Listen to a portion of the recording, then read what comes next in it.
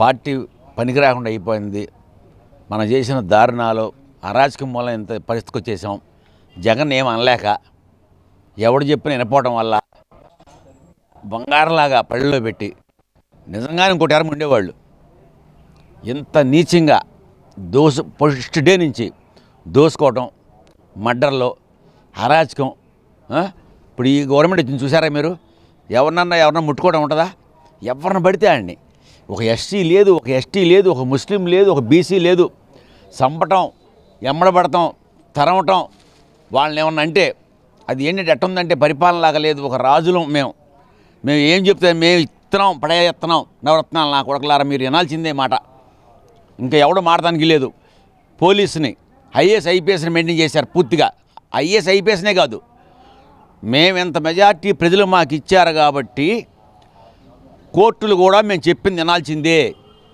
జడ్జిలు కూడా అదే హైకోర్టు కనుక కర్నూలు వెళ్తే ఏ జడ్జి కూడా జడ్జిమెంట్ ఇచ్చేవాళ్ళు కాదు.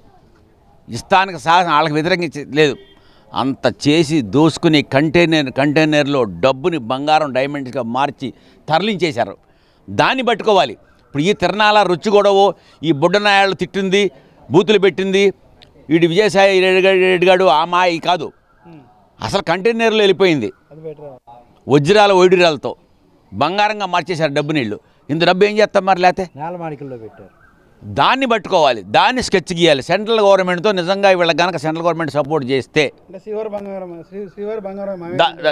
బంగారం అది ఏం చేశారో, ఏ వజ్రాలు దెబ్బేశారో ఏంటో ఎవడో తెలియదు. అంత ఆళ్లే కదా, వాళ్ళ ఫ్యామిలీయే మొత్తం పైన ఉంది. ఆ ఫ్యామిలీలో ఎవరికి దేవుడు అంటే భక్తి లేదు, వెంకటేశ్వర స్వామి అంటే భయం లేదు. వాళ్ళకి భక్తి ఉంటే భయం, భక్తి లేనాడికి భయం ఏముంటుంది? వాళ్ళకి ఏం లేదు అసలు. ఆ భయం అనేది ఎరగరారు. వాళ్ళు ఏంటి, వాళ్ళ తాతగారు ఏంటి, సంపేయడం, ఇసుకలో బూడిసేయటం. రాజారెడ్డి సేమ్ పాలసీ వాళ్ళకి ఏ మంచి చెడు లేదు. ఒక్క అవకాశం లక్కీగా దొరికింది. మాయ మాటలు చెబితే అక్క చెల్లి నెత్తుల మీద చేసి అక్కడ చెయ్యేసి ఇక్కడ చెయ్యేసి పిచ్చి పనులన్నీ చేసి మాయ చేయగలిగారు, గెలవగలిగారు. కానీ నిదానంగా దోసుకుందాం 20 ఏళ్ళు అనే ఆలోచన లేదు. ఒక్క దెబ్బతో దోసేయాలి, 5 ఏళ్ళలోని పీకేశారు. నాశనం అయిపోయింది. బంగారం లాంటి చెట్టు నీళ్ళు అది ఏమైపోద్ది? నిదానంగా ఎండిపోద్ది కదా. రాష్ట్రాన్ని అటు చేశారు. ఇది ఎప్పుడు పికప్ అయినో, ఎప్పుడు చచ్చానో, ఆ సెంట్రల్ గవర్నమెంట్ ఎప్పుడు సహాయం చేశానో మనకి ఇక ఇంత పికప్ అవ్వాలంటే పరిస్థితి అది. ఇక విజయసాయి రెడ్డి మాట్లాడాడు, ఇంకోటి మాట్లాడాడు. అది అంటే వాళ్ళు ఫస్ట్ నుంచి ఇటువంటి ప్లాన్లు ఉంటాయి వాళ్ళకి.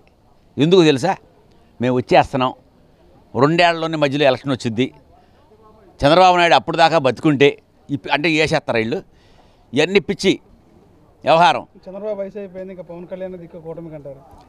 చంద్రబాబు నాయుడు 20 ఏళ్ళు ఉంటాడు, ఆ డౌట్ లేదు. ఇప్పుడు ఈ పరిపాలన జనం కోరుకుంటున్నారో జనాలకు అర్థమైంది. బాబు కావాలని వేశారు. ఇంత మెజార్టీ ఎప్పుడైనా 82 నుంచి ఉందా తెలుగుదేశం పార్టీకి?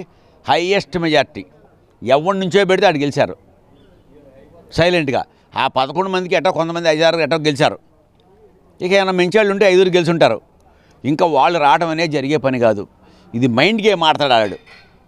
ఏటూ కదా అతనే ఈ డబ్బంతా తిప్పింది. బాక్సుల్లో ఇటు మార్చి అటు మార్చి, వైట్ చేసి బ్లాక్ చేసి వైట్ చేసి ఇవన్నీ తిప్పింది. అది సరిగ్గా సెంట్రల్ గవర్నమెంటే కనుక వీళ్ళ అవినీతి మీద పట్టుకుంటే వీళ్ళు మళ్ళీ జైల్లోంచి రారు, ఉరిశిక్ష కూడా పడిపోద్ది.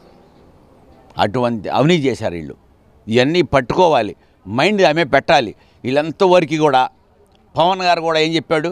గోడ కుర్చీ లేపిస్తా, తోట తీస్తా, తొక్క తీస్తా అన్నాడు. ఆయన కూడా పంచాయతీలు లేకపోతే అభివృద్ధి ఈ తిరణాల్లో పడ్డాడు. చంద్రబాబు నాయుడు గారు ఏ తిరణాల్లో ఉన్నాడో అభివృద్ధి అనే పరంగా అతను కూడా అదే లైన్లో ఉన్నాడు. వీళ్ళని వదిలేశారు, చెల్లరైపోతున్నారు. వీళ్ళైనా కూడా 6 నెలలు గ్యాప్ ఇచ్చి. వాళ్ళ చెల్లి షర్మిల చెప్పిన మాటలు ఇటు మాటల్లా. మీరు ప్రమాణం చేయి నీ కూతుల మీద, డబ్బు ఈ రాష్ట్రంలో దోసుకోలేదు అని ప్రమాణం చేయమంటుంది. వీళ్ళు చెప్పట్లా, ఇది చెప్పాలి. ఇంకో మాట చెబుతుంది, అసెంబ్లీకి రాము అని రిజైన్ చేసి మళ్ళీ గెలవని చూద్దాం, రాని వాళ్ళు మీకు ఎందుకు, మేము వెళ్తాం మాకు సీట్లు ఇస్తే అనేవాళ్ళు చాలామంది ఉన్నారు. వీళ్ళని అడుగుతుంది కదా, బ్రహ్మాండం డైలాగ్ వేస్తుంది. ఆమెను ఫాలో అవ్వాలి కావాలి కొన్ని. ఆమెకు తెలుసు ఎక్కడెక్కడ దుబ్బేసి ఎక్కడెక్కడ దాచేశారు వీళ్ళు, ఎడి తిప్పారు, ఎడి పంపించారు అన్నీ తెలుసు. ఎవరో షర్మిల గారికి. షర్మిల గారిని చక్కగా అడిగితే ఫస్ట్లో ఆమె ఉంది కదా, ఎటు తరలించారో ఇటీలని కంటైనర్లో. ఇప్పుడు కూడా కొన్ని కంటైనర్లో పెట్టి పక్కన పెట్టి ఉన్నాయంటే ఎక్కడో మరి రాష్ట్రంలో ఎక్కడ పెట్టి ఉన్నాయో మనం ఏమనుకుంటున్నాం, అక్కడ ఎక్కడో వాడు లారీ ఓనర్ దొడ్డు లారీ ఆగితే ఆడి ఆగి ఉందలే, అది రిపేర్ వచ్చి అనుకుంటాం కదా, అట్లా పెట్టుండే.